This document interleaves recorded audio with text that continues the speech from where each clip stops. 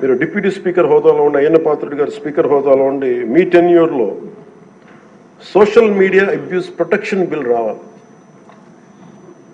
మన హోంమంత్రి గారిని వదలలేదు, అనిత గారిని, ఇంట్లో ఉన్న ఆడవాళ్ళని వదలట్లేదు.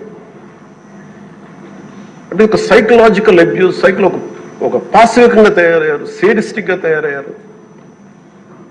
దీని మీద మనందరం irrespective of difference of opinion, విభిన్నమైన పొలిటికల్ పార్టీలు అయినొచ్చేమో కానీ ప్రజాస్వామ్యాన్ని కాపాడటం కోసం Andhra Pradesh should lead by example introducing social media abuse protection bills. ఎందుకు చెప్తున్నానంటే మీలాంటి వ్యక్తిని, మీరు మెంబర్ ఆఫ్ పార్లమెంట్ అయ్యండి, మిమ్మల్ని ఇంత ఇబ్బంది గురి చేస్తే ఇంక సగటు మనిషి పరిస్థితి ఆలోచించుకోండి. 3 ఏళ్ల బిడ్డలు, 5 ఏళ్ల బిడ్డలు కూడా రేప్ చేస్తున్నారు, క్రిమినల్స్ అంతా చెలరేగిపోతున్నారు అంటానికి కారణం ఈ చట్టసభలు ఇష్టారాజ్యంగా మాట్లాడి దానికి ఒక క్రిమినల్ నక్సెస్ లాగా ఇందాక ఎస్కోబార్ ఒక డ్రగ్ కార్టెల్ స్టార్ట్ చేస్తే వీళ్ళ క్రిమినల్ ఎంపైర్ని గార్డ్ చేసుకోవడానికి ఒక సోషల్ మీడియా ఒక అబ్యూసివ్ కార్టెల్ని స్టార్ట్ చేసి ప్రజల్ని భయభ్రాంతులను చేసి అందరినీ భయపెట్టేసి కంట్రోల్ చేయడం, నియంత్రించడం. మాకు ఎదురు తిరిగితే మనకి కృష్ణరాజు గారు లాగా మమ్మల్ని జైల్లో పెట్టేస్తాం, ఇలా 3rd డిగ్రీ మెథడ్స్ వాడతాం. ఒక ఎంపీకి ఇలా ఉన్నప్పుడు అలా భయప్రాంతులు చేయడం, ఒక ముఖ్యమంత్రి స్థాయిలో ఉన్న వ్యక్తిని గతంలో 3 సార్లు చేసిన వ్యక్తిని జైల్లో పెట్టేస్తాం, దాడులు చేస్తాం. ఈ మైండ్ సెట్ మారాలి అంటే ఈ సభ ప్రజలు మనకి చాలా బలమైన ఇచ్చారు.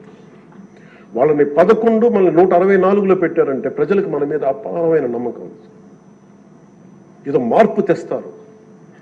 అభివృద్ధి, డెవలప్మెంట్తో పాటు వాళ్ళు కోరుకుంటుంది స్వేచ్ఛ వాయువులు పీల్చాలి, భయపడకూడదు.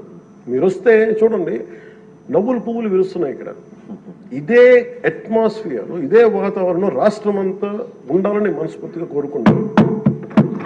మనం ఎంత ఆనందంగా నవ్వుతున్నాం. మనం సీరియస్ ఇష్యూస్ మాట్లాడుతున్నాం, మనకి వ్యతిరేకమైన విభేదాలు ఉంటాయి, అభిప్రాయ భేదాలు ఉంటాయి, ఒకటి సాధించుకోవడానికి భిన్నమైన అభిప్రాయాలు వస్తాయి. కానీ ఇదంతా కూడా చాలా సుహృద్భావ వాతావరణంలో జరగాలని నేను మనస్ఫూర్తిగా కోరుకుంటున్నాను. సో మరోమారు మీరు పడ్డ వేదన, మీరు చేసిన పోరాటం, సినిమాల్లో హీరోలు, నేను కూడా చేస్తాను కాబట్టి చెప్తున్నాను, దెబ్బలకి నటించడం చాలా కష్టం. దెబ్బ పడితే వేరుగా ఉంటుంది. కానీ మీరు నిజ జీవితంలో దెబ్బలు తిన్నారు. ఎంత శక్తి కావాలి, ఎంత పోరాట పటిమ కావాలి, ఎంత శౌర్యం ఉండాలి, ఎంత ధీరత్వం ఉండాలి మీకు. ప్రభుత్వం వస్తో లేదో తెలియదు, మళ్ళీ వాళ్ళే రావచ్చు, కానీ తట్టుకొని మీరు నిలబడ్డారు చూసారా, దానికి మీకు హ్యాట్స్ ఆఫ్ సార్. వండర్ఫుల్. మీరు ఎలా నిలదొక్కున్నారో, మీరు ఎలా ధైర్యంగా ఉన్నారో అది రాష్ట్రం అందరికీ మమ్మల్ని కోరుకుంటున్నాం. మీది ఏది కోల్పోకండి. మీ సెన్స్ ఆఫ్ హ్యూమర్ మటుకు 80% కోల్పోకండి.